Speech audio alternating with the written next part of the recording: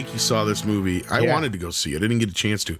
And I'm surprised it did pop up in the top 5 because you said it's not in a lot of theaters. I couldn't find one real close to me. I had to go to Madison if I wanted to, I think. But unlike The Crow, my tickets didn't get canceled.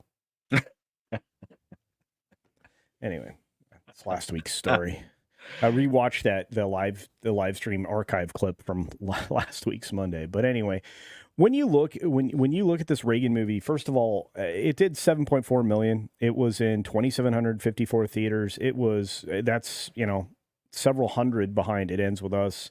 It's it's quite a bit behind Deadpool and Wolverine. I mean, almost a full 1,000. So when you start to see that, you recognize that the Reagan film actually did really well for where it was released. It was also released in smaller theaters. How do I know? Because my showing was in one of the smaller theaters at my megaplex, and it was well attended. There was over half the audience over half the seats in that audience were full.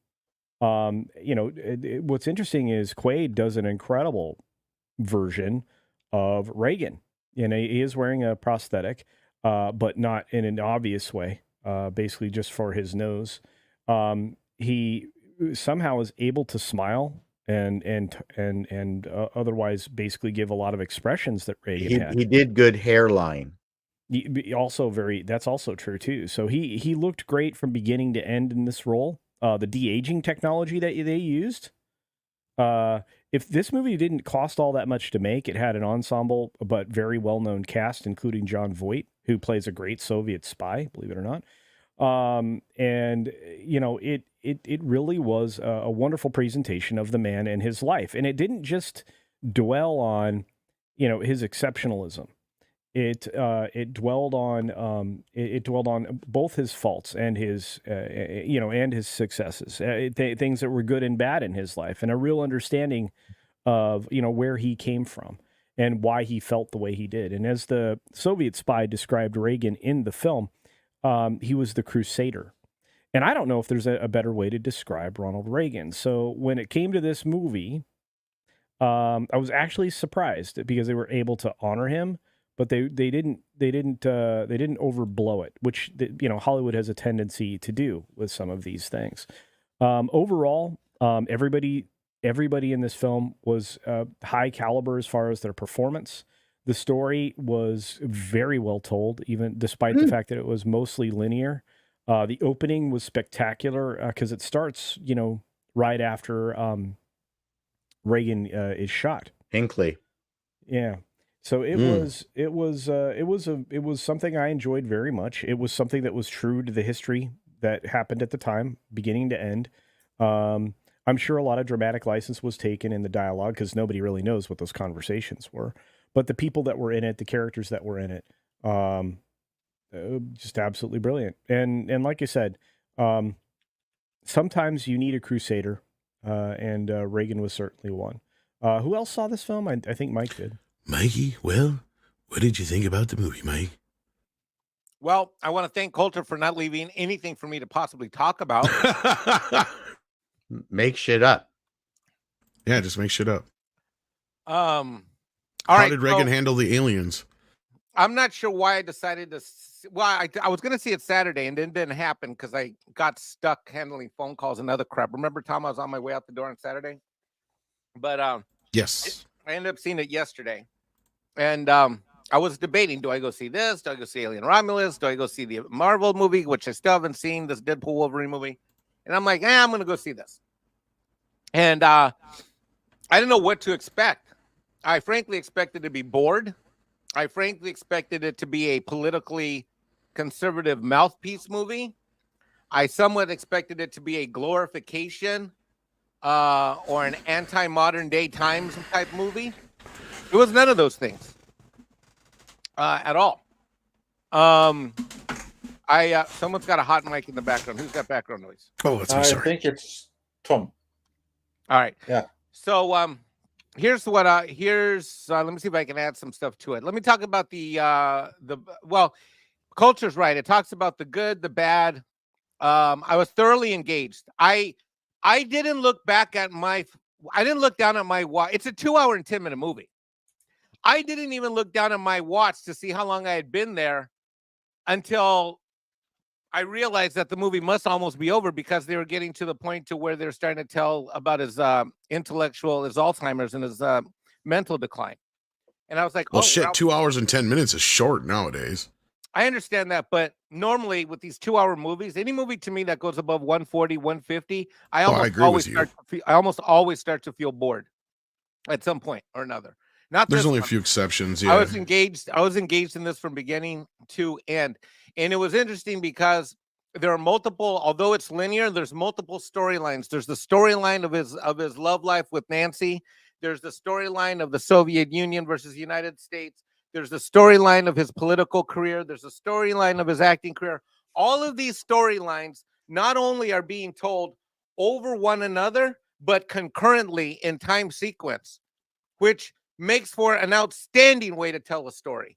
Because what you don't want to do, which Hollywood often does, is it tries to get a point across and uses cheap gimmick tricks like flashbacks to kind of drag you along and bring you up to speed and all of this junk. It didn't do that. I thought the direction was masterful. The acting performances by everyone, and they had even like that guy from Montreux. They had all kinds of major actors in minor parts. They were in makeup, but you could see who they were. The acting cast, everybody brought their A game. The direction, amazing. And who I really want to compliment are all the production staff and the below the line people, because the cinematography and the audio was absolutely fantastic. In fact, the soundtrack of this, the way they were actually able to capture different songs, pop songs over the last 50 years that they dropped in at different points and times, was like chef's kiss. Yeah, the Green Day cut was great. Yeah, exactly as our good friend Chris Gord talks about, chef's kiss. I don't know if they had a Green Day cut. So I got a question. They didn't have a Green Day cut. What are you talking about? What scene was kidding. that? I'm kidding. All with his uncomfortable sarcasm again. Go. They said this is a real question. So this, obviously, Reagan is a very big deal to conservatives in the United States. They point to him as the sine qua non of Republican presidents in the modern era. So this movie did not get much in the way of promo or publicity or buzz. I guess this is a what's when you ask a question that's already been answered. What's that called? Rhetorical question. I mean, the mainstream press in Hollywood, I guess, had no interest in promoting this. I don't know what kind of interviews. Facebook and Instagram banned all ads from all of their platforms on this. They refused their money. I know really? That, yeah, and they turned down a 20 million. They turned down a what would have been it was a $2 million ad buy, and it was going to escalate up to 20 million, and they turned it down. So the reason for this movie is that it's a Reagan biography. That's its point, right? Yes. Okay. And I will tell you, the reason why I was kind of hesitant to watch this, even though I'm quite conservative now, as we all know, I'm very conservative now. Throughout all of my life, through 2000 until 2019, 18, whatever, when Reagan was coming up, I was a Reagan hater. For the better part of my life, I was a progressive, liberal, almost commie, community progressive activist. I'm not kidding. Hey, I was. Chavez, Hugo. Yeah, hardcore. I used to wear Che Guevara shirts every day, literally. So I wasn't sure. And even though I'm conservative now, part of my personality is as the little bit of Democrat that hasn't died within me was ready to cheer against this movie. But I was run through. There was drama. I mean, I'm not going to say there were any action scenes. There weren't. But I mean, there was drama. There was emotion. I felt love. I felt romance. I was moved to laugh several times unexpectedly because there were some funny lines that they grabbed that were real life lines. And the audience laughed with me. And there were a couple times where I cried. I didn't expect to cry at a freaking biography of Ronald Reagan, but I did. It moved me to tears. And I'm not going to tell you what couple things did. But when the movie was over, the entire audience stayed through the final in cut scene, which you should do. And I was left sitting in my car contemplating the life of a man that, for all of his supporters and all of his detractors, lived an amazing life. I sat there in my Toyota SUV and I just reflecting. And that's what movies are supposed to do. Movies are supposed to have an impact. They're not just supposed to be mindless entertainment like we get from Disney Plus and Disney and Marvel on Disney Plus and all this other crap. They're supposed to be important.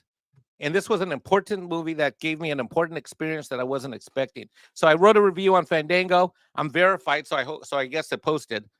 And well, if you bought it through there, you should be able to. I encourage everyone to go see it, and go see it with someone that you love and care about. My audience was 2/3 of the theater was full on a Sunday night. I was in shock that 2/3 of the theater was full and it was a pretty big theater. And I mean, I don't know, there are probably about 120, 140 people out of 160 seat theater in there. Almost all of them were older than me, and almost all of them were couples, which I found is interesting. And when the movie ended, the whole place was solemn, almost as if we were reflecting on the life of a man who stood for a country that no longer exists. Are you sure the audience wasn't asleep? No, the lights were on, and as I looked around, people had tears in their eyes, and they were most of them were applauding. You know what's sad about this whole thing is if this was at any other time than the era we live in right now, this would be the movie that would be getting the buzz already for the Oscar season starting. That wouldn't have a chance now. Now it doesn't have a chance. You're 100% right, Paul. That's what's sad. This is another Sound of Freedom, I think. Yeah. No, The only way it could have had a chance was if it was about Clinton. Sorry, carry on, culture. No. But to add to that, and that was an astute observation there, Paul. Well done. But this is on the same weekend that another Sound of Freedom actually was released as well, called City of Dreams. Another film about. I love how I make the observation, but Paul gets the fucking credit. You didn't go ahead, culture. You didn't mention that. I mentioned the first part altogether leading into it. I didn't hear you. I want to hear back the tape. I said this is the kind of movie that they would be talking about for Oscars, and you're like, no. I agree with you. But I mentioned Sound of Freedom. You didn't. Oh well, yeah. Well, that's all I'm saying. Yeah. I'm taking credit for Sound of Freedom. Oh, the Sound Mom of Freedom and Dad, thing. Stop fighting, Mom and Dad. Well, back to what I was saying. It's just that you had two incredible films, and Mike is correct. Mike, did they applaud like going into the presidential processional for his funeral? Is that where you got your applause? Yeah, it was incredible, right? And you know the bummer is, of course, on the way out is that processional to his funeral after he passed during the credits. Look, overall, this film still makes you walk out of the film feeling good about yourself in that period of time in American history. And it is something that the certain political operatives right now desperately do not want you to know about Reagan or about all the efforts and how they went about subverting the United States and other countries around the world. It's the same thing that, the playbook looks really familiar in today's day and age. So didn't the Iranian affair happen during Reagan's watch? It did, yeah. The Iran-Contra they talked about again. They did. Every single one of his major scandals or issues was portrayed in the movie and not in a favorable light or explanatory light. Yeah. Wow. Okay. Yeah, it was warts and all. Which again, wow. For a film like this, you probably wouldn't have expected it, but it's exactly what you got. And look, good for them. Hats off. Yeah, hats off for some reality-based, filmmaking. But again, I mean, there was dramatic license taken with the conversations. Some of the stuff was based off of, obviously, notes and observations and biographies and autobiographies and things from various people. They really did their homework. Like I said, as far as the history goes, I think Mike will agree.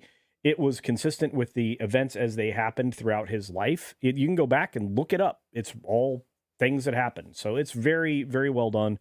All the way back to the unions and Reagan's opinion of unions, which was, he wasn't negative. He wasn't against unions. He was against the communist and mob takeover of unions. So it was fascinating. It was probably one of the best 2 hour plus films that I've seen in a long time, but it's not a great movie. Okay, so don't misunderstand when I say that. Okay, let's hear that. It's a good film. Okay, it is not a great film. Everything Mike said was true. The cinematography, What's a great movie to you? Well, I don't really want to get into that right now. I'm just trying. Why not? You just said this isn't his a great favorite movie is Showgirls. That's why. Tell me who is a great movie. Give me a quick great movie that's released recently. Oh, see, that's the problem. Recently, there's not any comparison. There's your issue, Mike. Yeah. I mean, Star Wars is a great movie. 2001: A Space Odyssey is a great movie. There are plenty of great movies. This was a good movie. It suffered a lot for lack of. I'm going to tell you, it's one of the greatest movies I've seen in the last 3 years. Well, that's okay. I'm there with you, but it's not a 10. Well, no, but you know what it does indicate? No, but you know what it does indicate is it indicates that there are at least some people in Hollywood that are getting back to the business of making movies for movie's sake. Because when those credits opened up at the beginning, and I looked at those studio names, I didn't know one of those mofos that put money into this thing. Even when the end credits rolled, I was still looking at this, and I'm like, oh, I don't know how they made this movie. Damn near nobody financed it. Well, Mike, I'm going to tell you right now, the minute I saw Showbiz on there, and I'd never heard of Showbiz, because that's who the distributor is, I'm like going, who is this? Who's the production house? All I'm saying is the reason why I'm trying to tell people that this is a very, very good movie, not one of the greatest of all times, but a very good movie to watch, is because I want people to go back to the movies and have a good time watching regular movies. I'm with you, Mike. Yeah, but and I think what culture is talking about is the fact that regular movies in my time would include something like Days of Wine and Roses. Never heard of it, never saw it because it wasn't a good movie. Okay, then. Well, because you didn't see it, it wasn't a good movie. Oh, okay. Well, you got to go see Reagan, then we'll talk. Yeah, no, that's fine. I mean, I have no problem seeing that, but we need more movies. It kind of reminds me of when it's like, I'm not to pick on you too much, but I'm going to. So it reminds me of like when I was telling people, like, have you seen Blackberry, the movie? Now, it's not one of the greatest top 100s of all time, but god dang it, that was one of the best movies I've seen in the last few fucking years. And cheap, inexpensively and that's what I'm trying to get at is that for the quality of the movie that I just saw, I know that not major money went into it, and going to the movies is a great experience and can be. And so you know what, the Blackberry is a good example. I've told people to go see it, and they're shocked at how entertaining it is. Right, like you said, it wasn't made for a lot of money. Well, Reagan wasn't made for a lot of money either. So I encourage everybody to go see a good movie. We need more movies like that. That's all I'm trying to say. We need more. I agree with you. That's all I'm trying to say. This clip was taken from Midnight's Edge in the Morning, which streams live every Monday, Wednesday, and Friday at 9 a.m. Pacific Time on the Midnight's Edge main channel. There, you can send in your live questions and comments before clips and full stream replays are uploaded to Midnight's Edge live archives. We are also on Twitter, Rumble, Odyssey, and Facebook, so smash that like, help share, subscribe, and join us.